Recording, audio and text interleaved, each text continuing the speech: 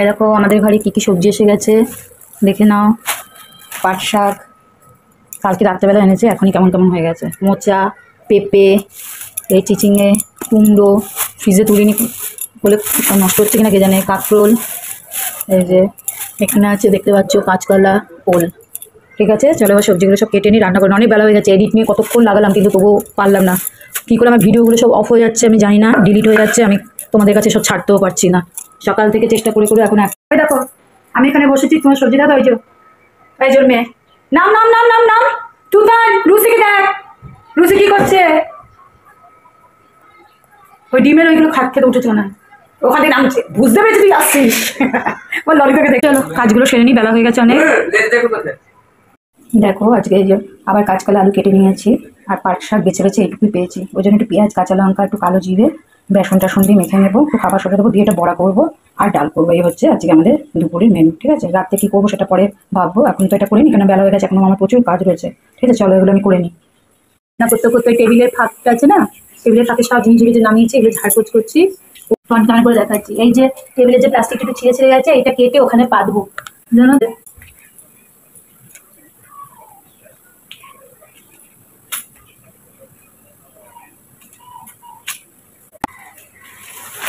দেখো ভিডিওটা করে রেখেছে, এই যে ওয়াশিং মেশিনের এখান থেকে পুরো ছেড়ে গেছে পাইপ। আমি ওয়াশিং মেশিনের আগের ওয়াশিং মেশিনের এই যে পাইপটা ছিল, এই টুকরো ধর আরও আছে, ওটা দিয়ে এখানটা ট্রাই করবো। এইটাকে আগুনে দিয়ে একটু নরম করে এই যে পাইপটার মধ্যে ঢুকিয়ে, যাই না কতটা কি কাজ করবে, চেষ্টা করছি জোড়ার।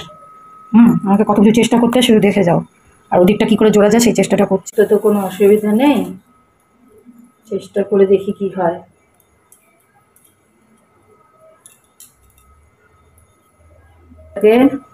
কাটলাম,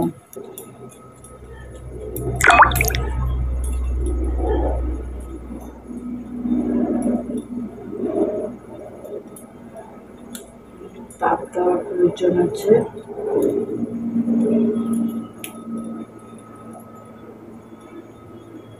আর একটা ওদিক দিয়ে লাগাতে হবে না,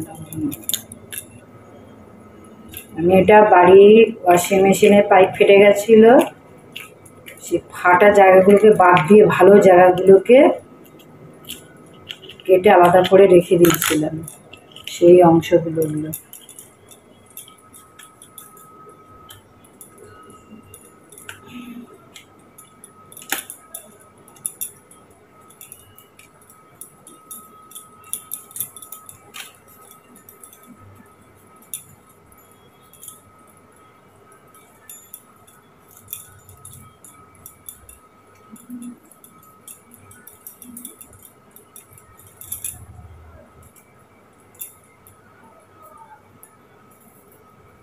যা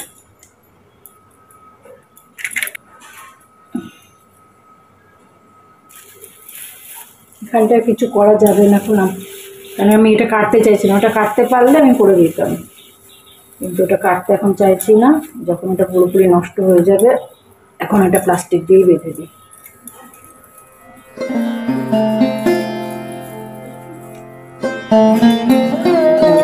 দেখতে বাজে লাগলেও কিছু করার নেই, সবসময় তো দেখতে ভালো দিয়ে তো হয় না। আর দেখছো এই ছোট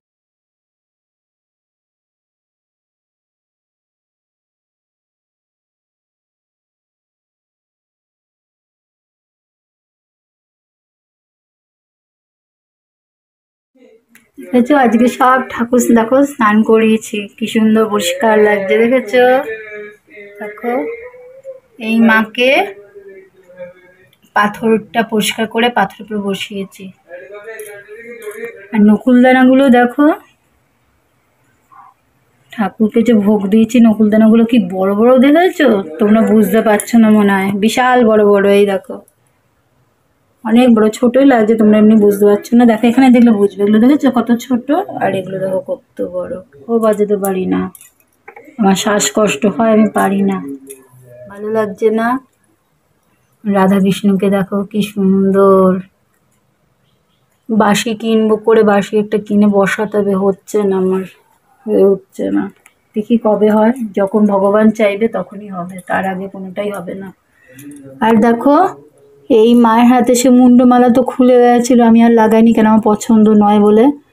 আর এই যে মাকে না আমি কালী পুজোর সময় আমি মাকে নিয়ে যাই, মানে আমার বাড়িতে, ওখানে ওই আর পিতলের যে মা আছে দক্ষিণেশ্বর কালী, ওখানে একসাথে বসে পুজো করি। ওই করতে গিয়ে নিয়ে যেতে গিয়ে আমার হাজব্যান্ড কীভাবে নিয়ে গেছিলো কে জানে, এই মানে সাপের মাথাটা ভেঙে যায়।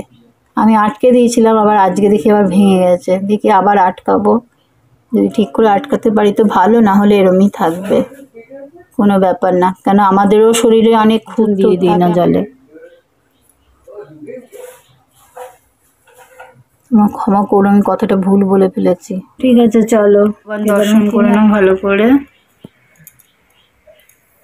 আজকে পুজোটা একটু মনটা খুব ভালো লাগছে আমার পুজোটা দিয়ে, কারণ ঠাকুরকে একটু স্নান টান করিয়েছি তো। এমনি মুছি, আমি সবসময় স্নান করতে পারি না, কেন এখানে একটু জলের সমস্যা আছে, বলতে বাথরুম থেকে নিয়ে আসতে হয়, বেসিন থেকে নিয়ে আসতে হয়, অসুবিধা হয়ে যায় আমার।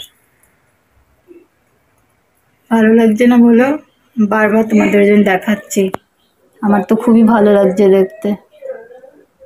চলো আবার বাড়িতে গিয়ে আবার ঠাকুর বসে দিয়ে কবে বাড়িতে যাই। চলো রাখছি, এবার খেতে বসি গিয়ে, ঠিক আছে? চলো। এই দেখো ওভেনটাকে এরকম করে রেখেছি কেন বলো তো, এখন আমি জানলা পরিষ্কার করতে বসবো। এখন প্রায় রাত 8টা বাজে, না রাত 8টা বাজে বলছি কি, 8:30 বেজে গেছে। ভাবো কাকিমার রান্নাঘরে কি নোংরা, জানলায় কি নোংরা, কিন্তু এরকম করে হাত বাড়ি তো করা যায় না, আর রান্নাঘরের উপর সেই নোংরা ফেলে না, কষ্ট হয় না, পারি না, এই করছি তো, এবার আমার হাতে যন্ত্রণা পড়বে বাস।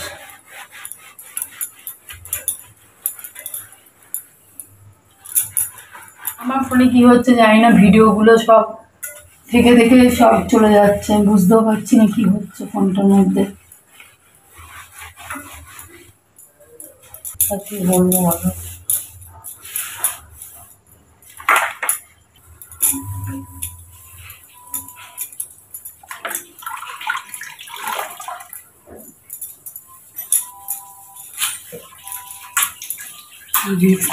চলো দেখো জানলাগুলো কিরকম পরিষ্কার করে, দেখো জানলাটা কিরকম রং ছিল তো দেখেছো, যতটা পেরেছি করেছি, এই টাইলস যতটা পেরেছি করেছি, এদিকটার সঙ্গে হাত দিয়ে মানে নিচ দিয়ে যতটা হাত পেরেছি করেছি।